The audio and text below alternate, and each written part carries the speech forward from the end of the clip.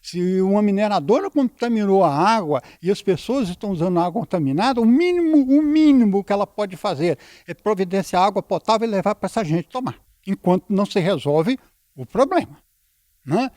Mas se você andar ali abaixo da barragem e perguntar para as pessoas o que vocês gostariam no futuro, todos dizem a mesma coisa: gostaria de sair daqui.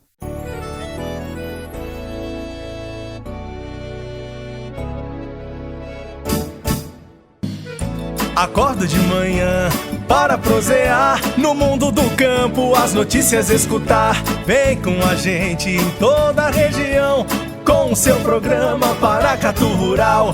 Tem notícias, informação e o mais importante, sua participação. Programa Paracatu Rural. Programa Paracatu Rural.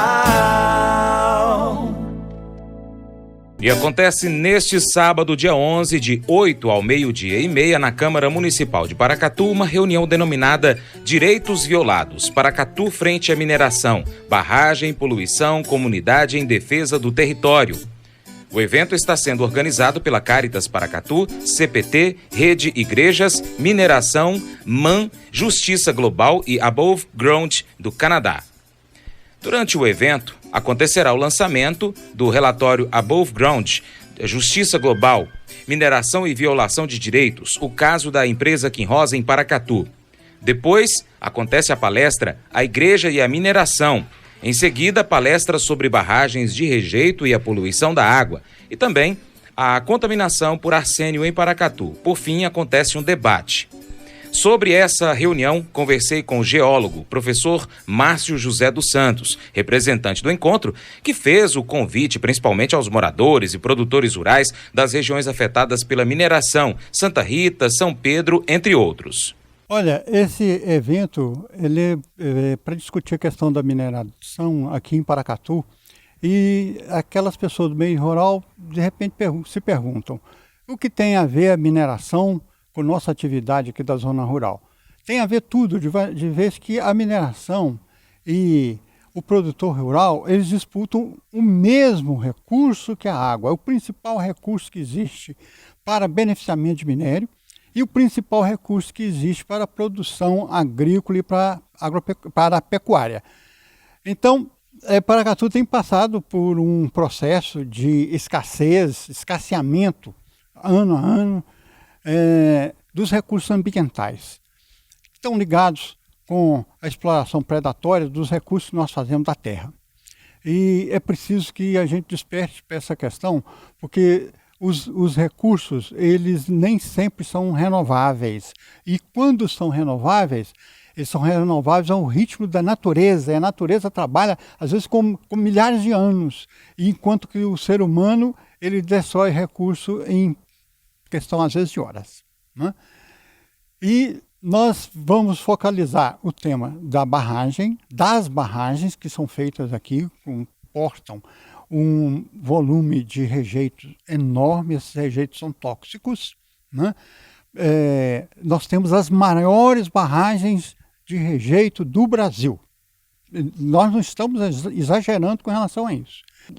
As populações que vivem em torno das barragens, elas estão num processo assim de desespero, porque aqueles acidentes que vieram ocorrendo aqui no Brasil, em Minas Gerais foram vários, né? Os mais recentes foram catastróficos e impactaram não apenas aquelas populações que viviam em torno da barragem, mas impactaram todo o município. Nós sabemos hoje que Mariana e Brumadinho estão com a sua economia destruída. Aí você pensar que uma barragem ela causa impacto apenas direto naquelas populações que estão abaixo dela, é um engano. Agora, nós temos dois tipos de impacto, né? Porque tem aquele físico que pode ocorrer de rompimento de barragem, uma grande tragédia, às vezes matando pessoas, mas temos também aqueles impactos que são causados lentamente e que a gente pouco percebe, né? O escasseamento da água é um deles, né? Eu conversei hoje com proprietários ali no Santa Rita que tiveram que cavar outro poço, ou então mandar perfurar outro poço, porque o poço anterior secou. E a gente sabe que daqui a 10 anos, talvez esse poço novo que ele fez, ele tem que ser feito em outro lugar, um outro poço, porque cada vez mais profundo. Não é apenas a mineradora Kinross que tem efeito sobre essa questão da água, do escassamento de água ali. Nós temos a mineração de chumbozinho que está se estendendo ali naquela região. Nós teremos agora uma mina subterrânea ali na região do Bom Sucesso que vai extrair a água subterrânea e jogar no rio. Claro, vai aumentar a água do rio e vai diminuir a água subterrânea. Mas quem alimenta o rio é a água subterrânea. O produtor rural sabe muito bem que no momento em que chove, o rio cresce, né? Se avoluma. Depois que passa a chuva, chega a época da estiagem, o rio fica no seu volume mínimo, às vezes seca, né? Existem alguns córregos ali naquela região que nunca secavam, eram como o São Domingos. Se você passar no São Domingos, na época de julho, agosto, você vai ver um leito seco, pedregoso, sem nem poças d'água tem nesse córrego, seca tudo, né? O rio Santa Rita, na época de estiagem, é seco. Então, os rios que eram perenes, que corriam o ano inteiro, já não são mais perenes. Eles são rios intermitentes. Só existem na época da chuva, da estação chuvosa. E a água subterrânea vai acontecer o mesmo com ela. Na época da estiagem, essa água vai escassear. Várias pessoas tiveram essa situação de ter que cavar outro poço que não tinha água para o consumo próprio, em suas propriedades.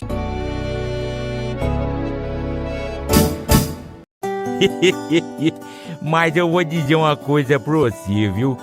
Se quiser colocar propaganda sua aqui nesse programa, eu vou dizer um negócio, você vai ter um resultado bom demais, senhor. Isso mesmo, é facinho, senhor. Você pode entrar em contato com os meninos ligando o telefone deles, é o 38, é o 991810123, bem fácil. É muito bom porque aí a sua empresa vai sair dentro de um programa que é ligado aí ao homem pra mulher do campo. É bom ou não é, só?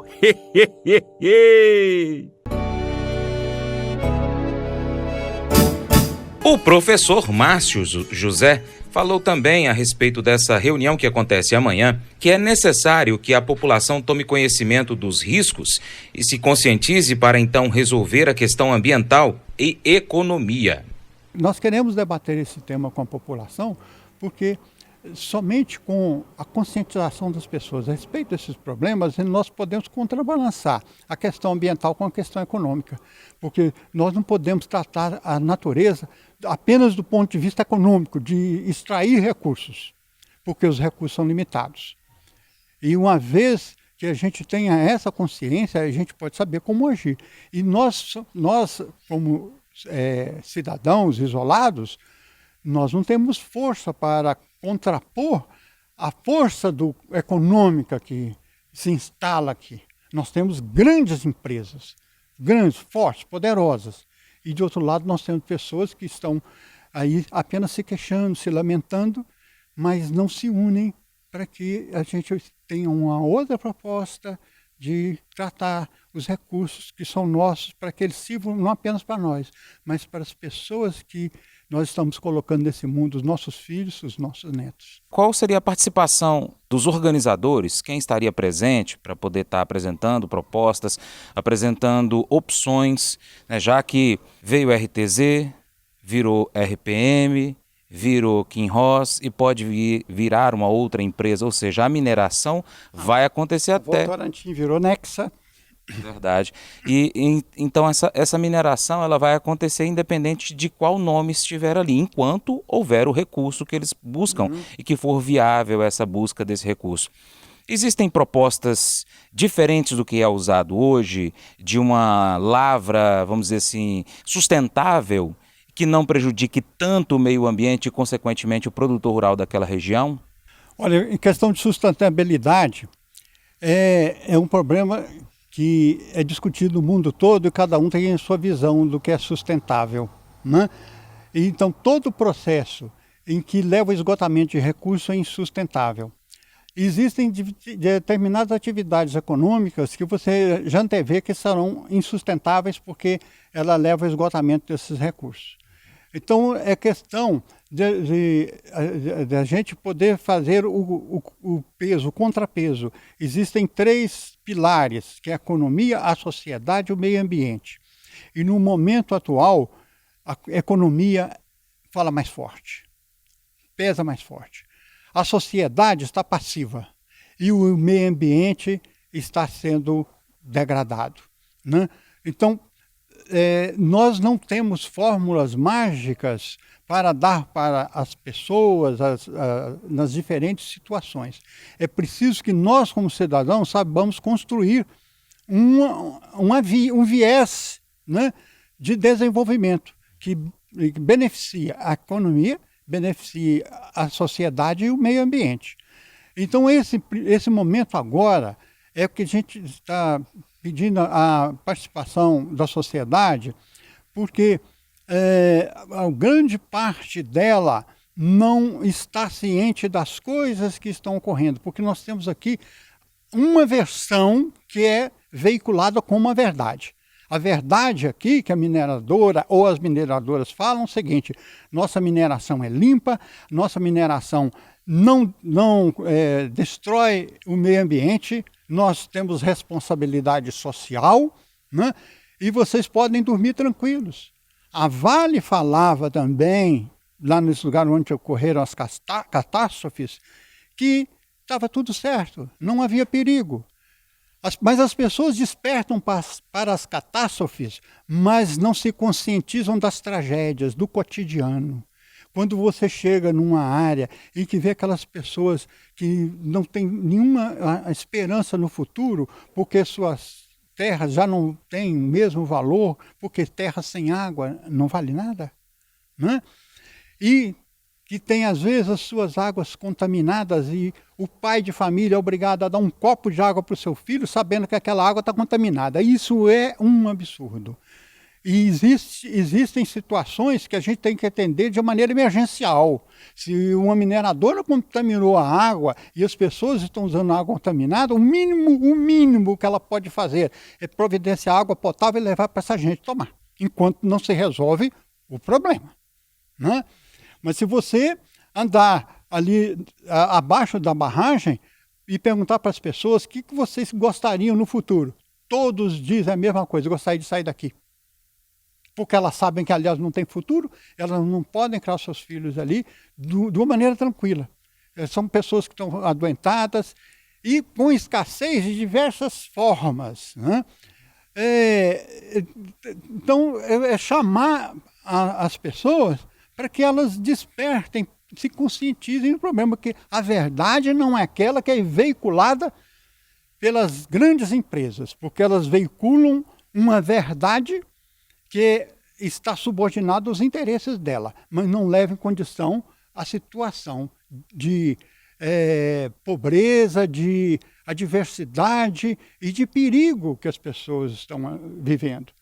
Se você perguntar ali, vocês têm medo de um rompimento de barragem? Todos têm. Quando chove, olha, eu não durmo quando chove, porque eu não sei se vai romper a barragem, né? Mas eu não tenho como sair daqui. As mineradoras, elas foram convidadas para esse evento? Não, nós convidamos as populações atingidas. É isso, porque nós queremos discutir o problema das populações atingidas. Não é problema de mineradoras que se instalam em outros locais, etc., e não convivem com as pessoas aqui. Nós convidamos as pessoas atingidas, porque todas as vezes que existe aqui alguma audiência pública na cidade e que a população é convidada, quem se assenta na mesa são os representantes das empresas, do Ministério Público e as autoridades, e que têm palavra livre para dizer o que quiserem. E depois que cansaram o público, eles dão 3 minutos para cada um dar o seu grito. Então, nós estamos apenas gritando, mas queremos gritar, mas vamos gritar junto. Então, reforço o convite para o nosso ouvinte e internauta participar. Obrigado a você pela oportunidade que está me dando. Eu espero que a população paracatuense e acorde para aquilo que está sendo levado aqui atualmente. Eu sei que muita gente tem preocupação até de algum acidente aqui que vitimar a população de Paracatu num rompimento de barragem, nada disso. Mas existe uma tragédia do cotidiano que nos afeta, né? E nós precisamos nos unir para que a gente, em uníssono, a gente grite em uníssono. E para continuar recebendo as informações do agronegócio, inscreva-se em nosso canal. Também clique no sininho e compartilhe este vídeo com seus amigos para nos ajudar a trazer muito mais informações para você. Muito obrigado. Programa Paracatu Rural. Programa Paracatu Rural.